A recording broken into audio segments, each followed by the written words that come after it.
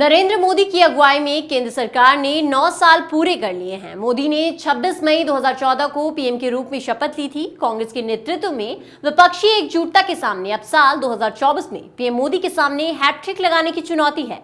कांग्रेस ने प्रधानमंत्री नरेंद्र मोदी के नेतृत्व वाली सरकार के 9 साल पूरे होने पर शुक्रवार को महंगाई, बेरोजगारी और कुछ अन्य विषयों पर उससे 9 सवाल पूछे और कहा कि प्रधानमंत्री ने अपने वादों को पूरा नहीं करके देश के साथ जो विश्वासघात किया है उसका जवाब कौन देगा। आइए जानते हैं इस रिपोर्ट में कि कांग्रेस के वो 9 सवाल क्या है।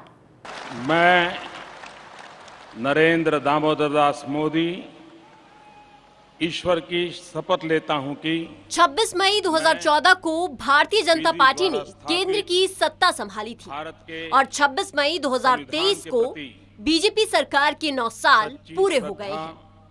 भारतीय जनता पार्टी 2 टर्म का लोकसभा चुनाव जीत चुकी है। मोदी सरकार के 9 साल पूरे होने पर कांग्रेस ने ट्विटर पर बीजेपी सरकार की जमकर आलोचना की है। कांग्रेस ने अपने ट्विटर हैंडल से कई ट्वीट शेयर किए हैं। इन ट्वीट्स में कांग्रेस ने बीते 9 वर्षों को बीजेपी सरकार की नाकामी के 9 साल का नाम दिया है। कांग्रेस ने कहा कि यह नाकामी के 9 साल हैं।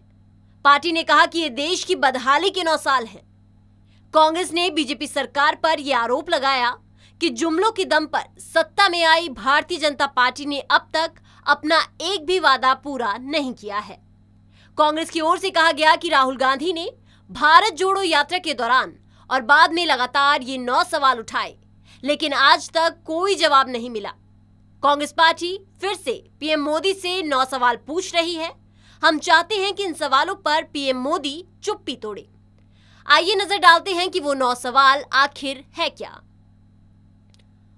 पहला सवाल है कि देश में महंगाई और बेरोजगारी आसमान क्यों छू रही है। दूसरा सवाल है कि पिछले 9 सालों में भी किसानों की आय दोगुनी क्यों नहीं हुई। काले कृषि कानूनों को रद्द करते समय किसान संगठनों के साथ हुए समझौतों को अभी तक लागू क्यों नहीं किया गया। तीसरा सवाल है कि भ्रष्टाचार को खत्म करने की बात करने वाले प्रधानमंत्री इस पर जवाब क्यों नहीं देते कि अडानी की फर्जी कंपनियों में 20,000 करोड़ किसके हैं। चौथा सवाल कि चीन को लाल आंख दिखाने की बात करने वाले प्रधानमंत्री ने चीन को 2020 में क्लीन चिट क्यों दे दी। पांचवा सवाल है कि चुनावी फायदे के लिए जानबूझकर बंटवारे की राजनीति को हवा क्यों दी जा रही है और समाज में डर का माहौल क्यों बनाया जा रहा है। छठा सवाल, जाति जनगणना की मांग को क्यों नजरअंदाज कर रहे हैं पीएम मोदी।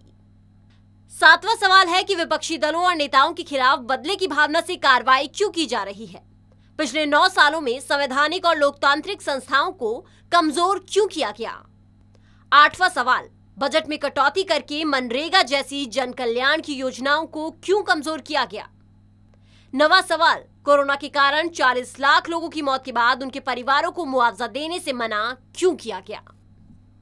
कांग्रेस ने इस पर कहा कि प्रधानमंत्री को इन सवालों पर चुप्पी तोड़नी चाहिए। कांग्रेस के मीडिया विभाग के प्रमुख पवन खेड़ा ने कहा कि 26 मई को प्रधानमंत्री को माफी दिवस के तौर पर मनाना चाहिए।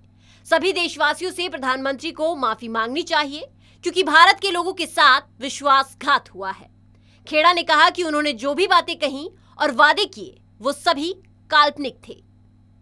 आज दरअसल प्रधानमंत्री को माफी दिवस मनाना चाहिए। पिछले 9 साल जिनका लेखा जोखा अभी जयराम रमेश जी ने आपके सामने रखा,